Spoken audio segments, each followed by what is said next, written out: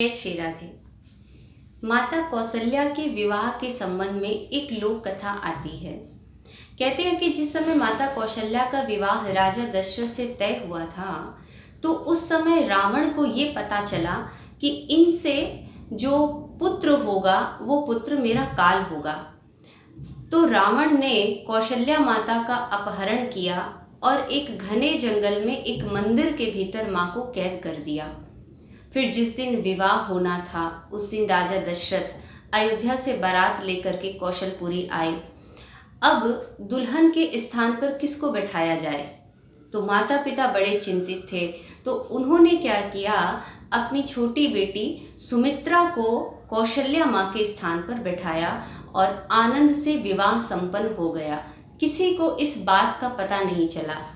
फिर विवाह होने के बाद जब बारात वापस अयोध्या की ओर प्रस्थान करने लगी, तो मार्ग में उसी जंगल से उसी मंदिर के पास से वो बारात जा रही थी। तभी मंदिर के पास कुछ क्षण सबने विश्राम करने का विचार बनाया। राजा दशरथ भी वहां बैठ करके विश्राम कर रहे थे।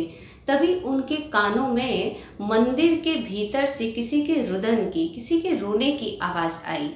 राजा दशरथ ने विचार किया कि इस घोर जंगल के इस मंदिर में यहाँ कौन रो रहा है, और यह रोने की आवाज़ तो किसी स्त्री की है।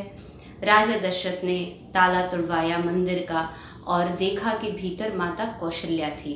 राजा दशरथ तो पहचान नहीं पाए, परंतु सुमित्रा जी ने उनको पहचान लिया और राजा दशरथ से सारी बात कह सुनाई कि ये मेरी बड़ी बहन है।